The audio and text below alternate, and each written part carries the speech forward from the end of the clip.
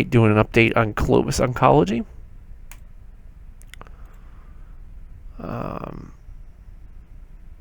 Just trying to think about what these guys are going to do. We got an update this morning on bankruptcy concerns. Looks like the company kind of forgot, or they didn't find a way to get some money, but these guys, they're thinking that they're going to have to file for bankruptcy in the very near term. Based on our current cash and cash equivalents, together with our current estimates for revenues to be generated by sales of Rubraca, will not have sufficient liquidity to maintain our operations beyond January 2023. So we got about 2 months here, a little less than that. Due to commercial regulatory challenges for Rubraca and resultant problems in raising additional capital, a potential bankruptcy filing in the very near term looks increasingly probable. So, they missed their, I think it was like a week ago. They had, or was it 2 weeks ago now, that they had their interest payment. They missed that, and that gives them about 30-day grace period. And I think that was like a 1.5 million. So they got that. They're asking Pfizer to delay the payments for Rubraca's royalties to Pfizer. So these guys are really hurting for cash. I believe they laid off people on Monday, like 100 people, which would help out next year in terms of expenses, but obviously not going to happen. It's not going to help in January.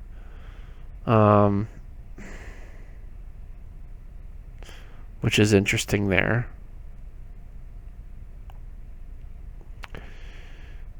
Now I think about that. But then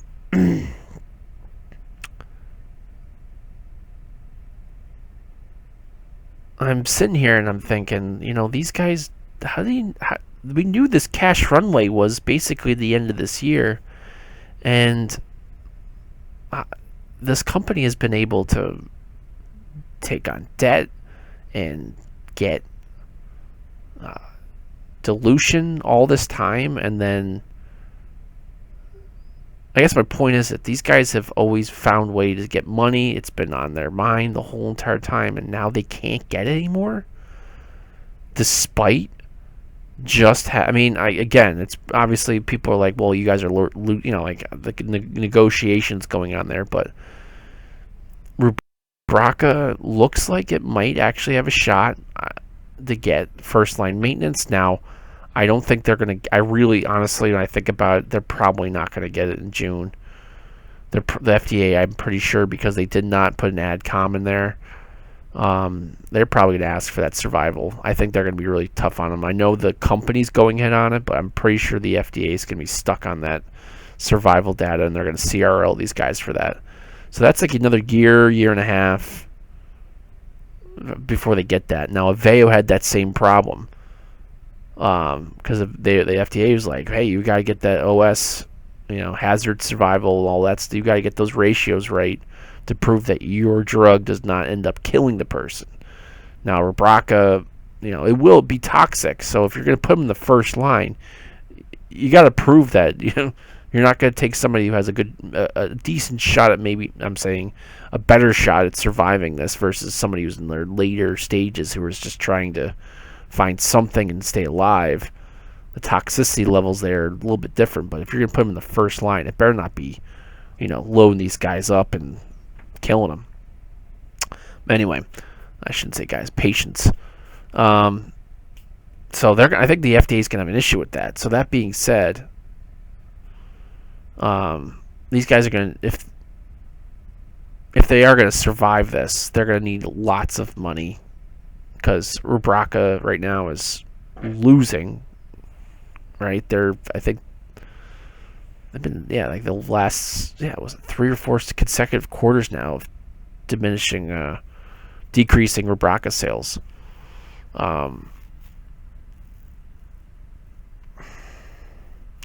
So I think that leaves them basically trying to get rid of the FAP 2286. And I was thinking about that earlier, which is, it stinks because I think that's a huge opportunity, but there's probably plenty of companies that just looked at that and said, Well, that's interesting. Like they're agnostic. I could see what's going on at the same time. It's actually helping treat the patient. That's nice.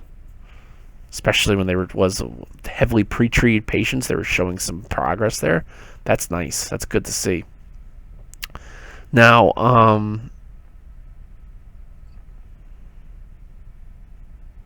that could be just about anybody. Like Clovis was, if they had the money and they could have been first on the market with that. So there might be some people out there that are looking at that data and say, oh, we can take that from you. You get a nice solid upfront payment, some strong milestone payments, and a good solid royalty. That should be worth it.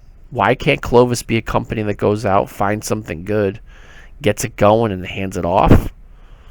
It's not bad. I mean, there's companies that do that. I mean, not that this is the same thing, but look at Royalty Pharma. That's a nice dividend company. All they do is buy the royalties. That's it. They're just the ones who collect the checks from the royalties. They just pay the company that is owed the royalties a nice solid upfront. We're just paying you off, and we're gonna sit here and collect it. You just get more of it, more of that money that you need now, and we'll just collect the rest of it down the road. So not that that's what Clovis is looking to do, but the point being is that's not a bad idea if they don't have to see that all the way through. They've done enough to prove that it works, and there's some promising results there. Why can't they sell it off? Maybe that's what they need to do. I'm still shocked that they never really maximized Rubraca outside of the United States, really, or just ex-US in general. Puma Bio, with their Nerlinks, they were seeing diminished sales. We're having a rough time ramping it up. But at the same time, they went out and got partners for just about every region you can possibly find.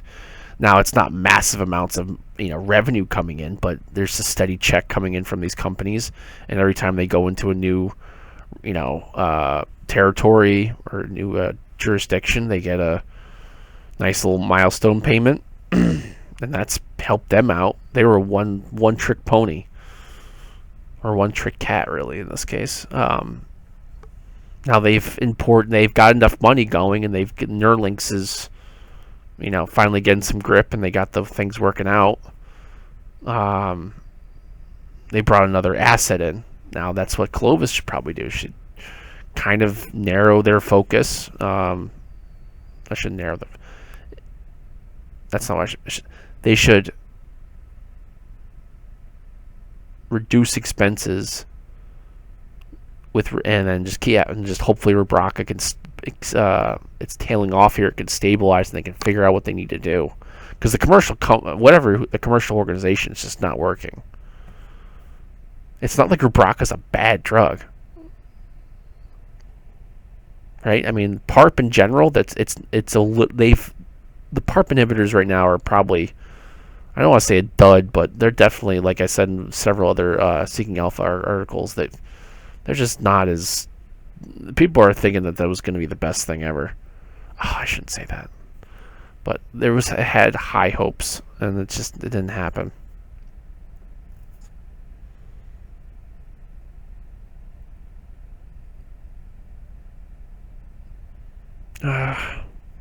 Clovis.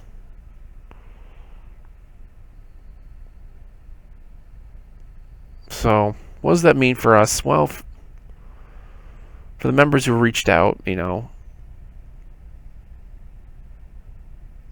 think at like 28 cents or whatever it's trading at now.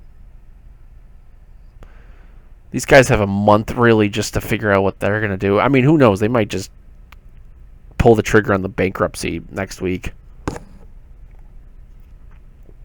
Could be even Friday. Friday at like 5 o'clock.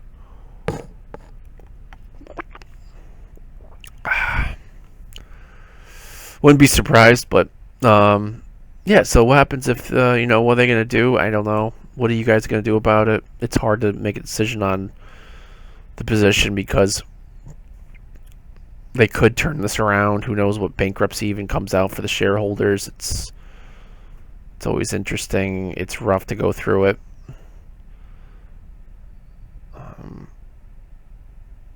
Clovis has been a great trading vessel for a long time. I mean, this was another one recently. This was what, June to like mid-June? Yeah. Loaded up, and then look. I mean, that thing went from 60 to, yeah, it was like more profit in like a month, less than a month than most people trading other big, mega caps did all year. So, and that happened a lot. If we go back and we look, it's downward, but if you catch the right times, you're fine. I mean, look at this. Look how embarrassing this is. What a disaster.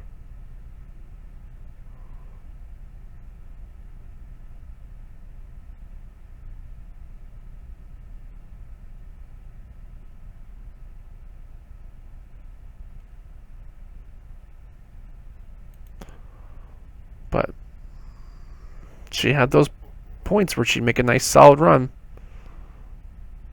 Nice solid spike.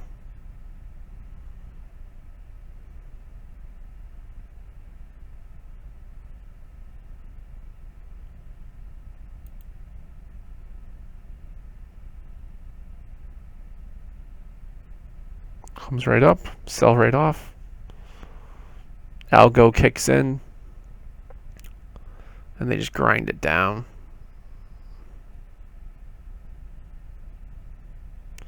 And that's the end of it. So, I mean, I'm just, what I have left, house money. I'm not freaking out over it. It can go to zero and it's lost profits, but I'm not, it's it's the market's money at this point.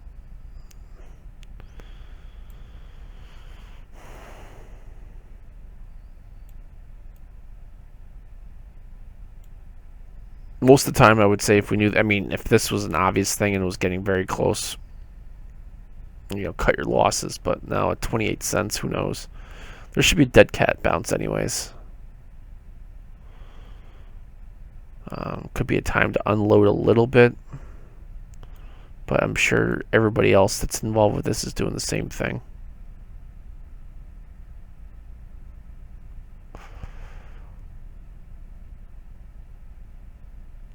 Not crazy amount of volume.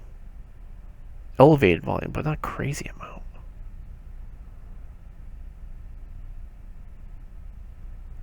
And well, anybody who's got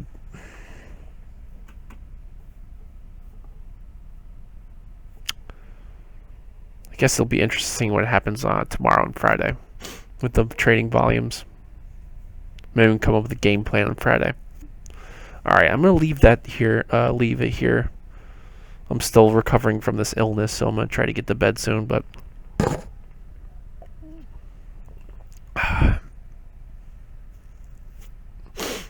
pretty bad beat here. More on the, I should say, more of a disappointment. I really would hate to see like this company have to get chopped up, and these guys owe money. So before we get out of here,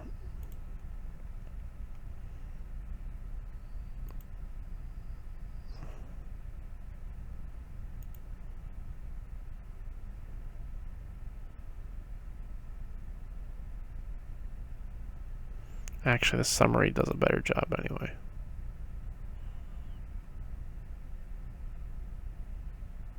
They got rid of 100 people. I mean, like 413 people. You're chewing through money, and you don't go out and make a deal to get rid of some of that, like alleviate some of the. I mean, just get rid of some rights, man.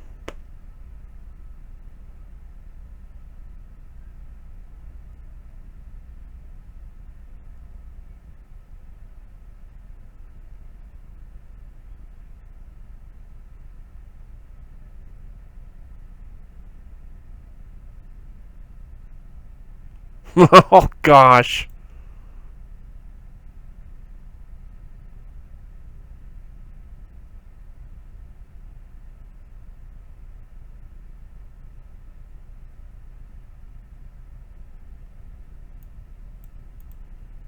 Total debt. Oh, man.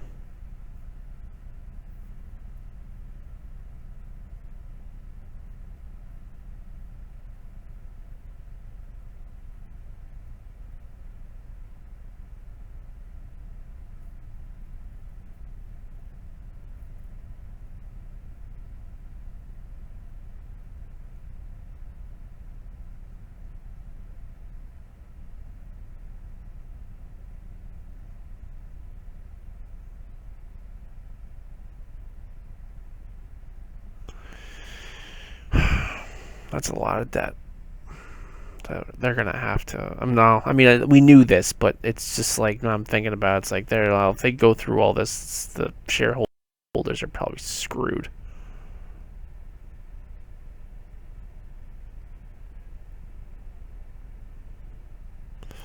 Pat's gonna have his Florida house just sitting there.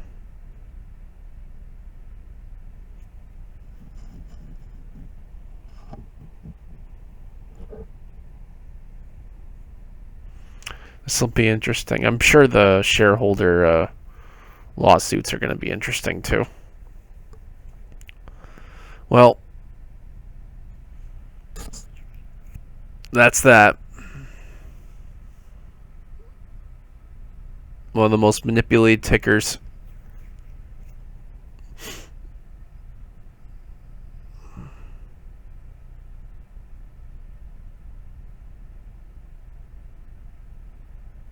Funds crush this one good. Alright, I'm going to actually end it there. I'll probably have an update on this tomorrow or Friday. But I wanted to get this one out just so you guys can, hear my thoughts.